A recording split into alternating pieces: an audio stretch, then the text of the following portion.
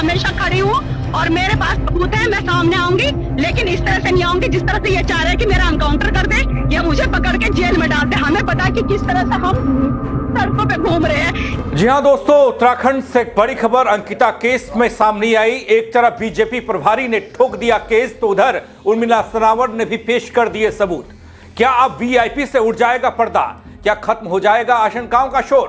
बताऊंगा आपको पूरी खबर अपनी इस रिपोर्ट के जरिए। आप अंत तक इस वीडियो में जरूर मेरे साथ बने रहिएगा। नमस्कार, पैलाग में पंकज रौतेला, आप देख रहे हैं उत्तराखंड न्यूज। दोस्तों, अंकिता केस एक बार फिर सियासी और कानूनी तूफान के केंद्र में है। बीजेपी प्रदेश प्रभारी ने जहां साजिश का आरोप लगाते हुए केस दर्ज करा दिया, वहीं उर्मिला सनावर ने दावा कर दिया कि उनके पास ऐसे सबूत हैं जो इस पूरे मामले की दिशा ही बदल सकते हैं। सोशल मीडिया पर सामने आए एक वीडियो ने मचा दी हलचल। सवाल ये, सच क्या है बल? साजिश कौन कर रहा है? क्या अंकिता केस में अब उठेगा किसी बड़े नाम से पर्दा या फिर नहीं? क्योंकि दोस्तों ये खबर बेहद अहम है, इसलिए आप अंत तक जरूर बने रहिएगा, वीडियो को पूरा देखिएगा। उत्तराखंड में 2022 के उस चर्चित अंकिता भंडारी हत्याकांड की बात हो रही है एक बार फिर से। इस केस से नाम जोड़ने के बाद बीजेपी के नेता दुष्यंत गौतम ने दिल्ली हाईकोर्ट में कांग्रेस आम आदमी पार्टी के खिलाफ मानहानि की एक याचिका दायर कर दी। दुष्यंत गौतम की मानहानि याचिका का हाईकोर्ट सुनवाई करेगा और हाईकोर्ट की सुनवाई में क्या निकलेगा वो एक तरफ, लेकिन दूसरी तरफ ये कि इससे पहले जो चीजें सामने आई वो बताने की कोशिश करता हूं। इस केस में क्या दावा किया गया वो बताने की कोशिश करता हूं। दोस्तों, दुष्यंत गौतम ने याचिका दायर कर यह मांग की है अंकिता भंडारी मामले से उनका नाम जोड़े जाने वाले कंटेंट को हटाया जाए, साथ ही 2 करोड़ रुपए के हर्जाने की भी मांग की गई। इतना ही नहीं है दोस्तों, बीजेपी के प्रदेश प्रभारी दुष्यंत गौतम ने याचिका में यह भी कह दिया कि 24 सितंबर 2025 को सोशल मीडिया पर उनकी मानहानि करने वाला वीडियो अपलोड किया गया जो वायरल हुआ। इस वीडियो में झूठे तरीके से एक नैरेटिव तैयार किया गया और उस घटना से जोड़कर बदनाम करने की कोशिश की गई। याचिका में यह भी कहा गया कि इस मामले की जांच के दौरान जांच एजेंसियों ने कभी भी उनका नाम नहीं लिया।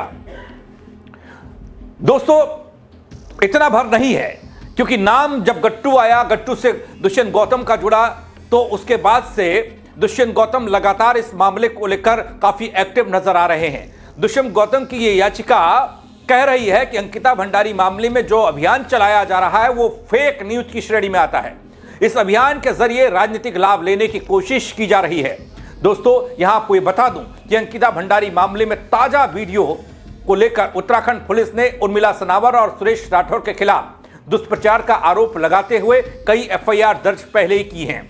उधर दूसरी ओर एक और तस्वीर सामने आई, जब एक तरफ दुष्यंत गौतम कोर्ट का दरवाजा खटखटा रहे थे, तभी तकरीबन एक हफ्ते बाद सोशल मीडिया में उर्मिला सनावर की एंट्री फिर से हो गई, जहां उन्होंने एक पोस्ट कर सबूत होने का दावा करते हुए सुरक्षा की मांग की। वहीं एक वीडियो जारी कर प्रदेश के मुख्यमंत्री से सुरक्षा की गुहार लगाती दिखाई दी। कहा वो जांच में सहयोग के लिए तैयार हैं। वो दिखा रहा हूं आपको। भंडारी के लिए हमेशा खड़ी हूँ और मेरे पास सबूत है, मैं सामने आऊंगी, लेकिन इस तरह से नहीं आऊंगी जिस तरह से ये चाह रहे हैं कि मेरा एनकाउंटर कर दे या मुझे पकड़ के जेल में डाल दे। हमें पता है कि किस तरह से हम सड़कों पे घूम रहे हैं, किस तरह से हम गुरुद्वारे में घूम रहे हैं। बस उत्तराखंड की जनता को ये जरूर दिखा देना कि हम भगोड़े नहीं है, लेकिन कई बार अज्ञातवास में रहना पड़ता है अपने आप को साक्ष्य बचाने के लिए।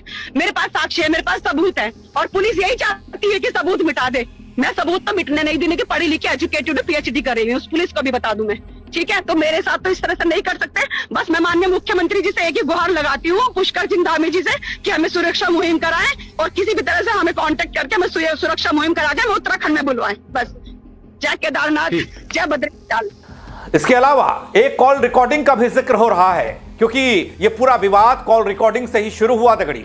अब एक कॉल रिकॉर्डिंग भी सार्वजनिक की जा रही है, जिसमें यह कहा गया है कि उत्तराखंड की जनता से कि ये सबसे बड़े सबूत हैं, आप इन्हें संभाल कर रखिए। ये रिकॉर्डिंग और इसकी पूरी डेट, किस दिन ये रिकॉर्डिंग हुई, किस दिन ये बातचीत हुई, सब इसमें दिखाया गया है। क्योंकि उर्मिला सनावर का ये कहना मेरे फोन के साथ कुछ छेड़छाड़ हो उससे पहले वो ये रिकॉर्डिंग सार्वजनिक कर रही हैं। उस रिकॉर्डिंग पर भी एक नजर डाल लीजिए। ये जो मैं वीडियो बना रही हूँ आज 5 जनवरी को बना रही हूँ, अंकिता भंडारी हत्याकांड की जो मेरे फोन में रिकॉर्डिंग है, वो जो साक्ष्य की किस डेट की वो रिकॉर्डिंग है, वो मैं रिकॉर्डिंग की डेट दिखा दूं आपको कि उसका टाइम पीरियड क्या है। क्योंकि मेरा फोन टूट सकता है, कुछ भी हो सकता है, हमें नहीं कुछ भी पता, तो फिर भी एक मैं छोटी सी रिकॉर्डिंग बना के डाल रही हूँ। ये देखिए, ये रिकॉर्डिंग, ये देखिए सुरेश दुष्यंत, ये रिकॉर्डिंग है 48 मिनट 33 सेकंड की 2025 1/11 यानी कि 1 नवंबर की है ये रिकॉर्डिंग। और ये देखिए, अब मैं रिकॉर्डिंग प्ले करती हूँ। आपकी आवाज चली गई थी। अंकिता भंडारी को उसे प्रेशर दिया कि तू दुष्यंत को दे दी, आप उसके साथ सो गई, उसने मना कर दिया, उसने जाने थी कि उसे सुसाइड कर दी। अंकिता बोले मैं ये काम नहीं करूँ। वो होटल में बता रहे थे ना आप जहाँ गए थे घूमने? हाँ, वही था जहाँ वो टाइगर पैगर मिले थे, मैंने दिखाया था जहाँ रिजॉर्ट है, और अंकिता भंडारी थी उसमें। और वो पार्टी छोड़ेंगे नहीं किसी भी कीमत पर दुष्यंत गौतम को। अगर दुष्यंत गौतम को अभी पार्टी ये कह देती कि पल्ला झाड़ देती तो पार्टी गिर जाती भारतीय जनता। जो भी आप देख सकते हैं, ये थोड़ी सी मेरी डिस्प्ले टूट गई है। ये रिकॉर्डिंग में इसलिए डाल रही हूँ साक्ष्य के तौर पे। जो लोग कह रहे हैं ना कि 3.5 साल से आप कहाँ थी, तो आप इसकी डेट देख लो, क्योंकि मेरा फोन टूट भी सकता है, कुछ भी हो सकता है। तो आप इसकी डेट देखो कि ये मेरे पास साक्ष्य कब आया। ये आया है 1 नवंबर सन 2025, 1 नवंबर सन 2025। एक एविडेंस के तौर पे ये रिकॉर्डिंग तो सीबीआई वगैरह जांच नहीं हुई? पूरी की पूरी रिकॉर्ड। दोस्तों, सितंबर 2022 का वो वक्त, उत्तराखंड के एक रिजॉर्ट में 19 साल की रिसेप्शनिस्ट अंकिता भंडारी की हत्या। आरोप की अंकिता भंडारी को रेस्टोरेंट के मालिक पुलकित आर्या ने एक मेहमान के साथ यौन संबंध बनाने के लिए दबाव बनाया था। पुलकित आर्या के पिता पूर्व बीजेपी के नेता, और उसके बाद इस पूरे मामले में लोअर कोर्ट ने सजा सुनाई। 3 लोग उम्र कैद की सजा काट रहे हैं। अंकिता भंडारी का शव एक नहर से बरामद हुआ था, यह हम सब जानते हैं, उत्तराखंड वाले, पूरा देश जानता है। ट्रायल कोर्ट ने पुलकित आर्या और 2 अन्य को इस मामले में उम्र कैद की सजा सुना दी है, वो जेल में है। इस मामले में ताजा विवाद तब शुरू हुआ दगड़ियों, जब बीजेपी के पूर्व विधायक सुरेश राठौर की कथित पत्नी उर्मिला सरावर ने यह आरोप लगाया था कि अंकिता भंडारी पर बीजेपी के बड़े नेता के साथ संबंध बनाने का दबाव था। सरावर के वीडियो क्लिप में कहा गया कि सुरेश राठौर ने यह सुना था, ये देखा था, जो भी है, उन दोनों के बीच वो बातचीत सार्वजनिक हुई और फिर बवाल शुरू हो गया। बीजेपी का वो बड़ा नेता कौन था, यह सवाल होने लग गया। दुष्यंत गौतम का नाम गट्टू के जरिए जोड़ दिया गया, इस पर सवाल होने लग गया।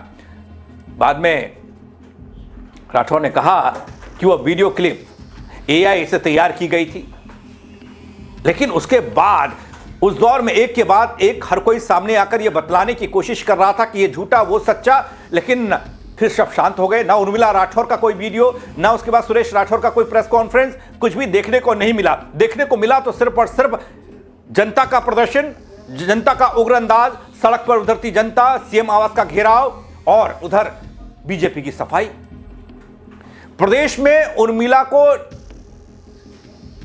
और उसके वीडियोस को लेकर जनता सड़क पर आई कि भाई जांच होनी चाहिए, इन ऑडियो वीडियो की जांच होनी चाहिए, इन आरोपों की, अंकिता को न्याय मिलना चाहिए। जनता सड़क पर उतर आई, लेकिन आज तक वो न्याय, वो इंसाफ मिलता अब तक नहीं दिखा है।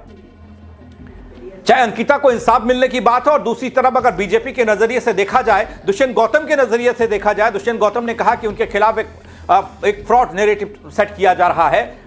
देखिए, दोनों मामलों में जांच जरूरी है। दोनों मामलों में जांच से यह साफ होगा कि कौन सही कौन झूठा है। अगर वो झूठे, वो गलत, तो वहां सजा होनी चाहिए। अगर इस मामले में कहीं दूसरा वीआईपी का एंगल है तो इससे पर्दा उठना चाहिए। कब उठेगा पता नहीं दगड़ियों, लेकिन इस पूरे माहौल को लेकर एक बार फिर से सोशल मीडिया के जरिए उर्मिला सरावर की एंट्री, दुष्यंत गौतम का केस, और इधर उत्तराखंड में बड़ी सियासी हलचल को लेकर आप क्या कहेंगे? आप कमेंट के जरिए अपनी राय दीजिएगा दगड़ियों। मेरे साथ जुड़ने के लिए आप सबका बहुत शुक्रिया। जय उत्तराखंड। भंडारी के लिए हमेशा खड़ी हूँ और मेरे पास सबूत है, मैं सामने आऊंगी, लेकिन इस तरह से नहीं आऊंगी जिस तरह से ये चाह रहे हैं कि मेरा एनकाउंटर कर दे या मुझे पकड़ के जेल में डाल दे। हमें पता है कि किस तरह से हम सड़कों पे घूम रहे हैं।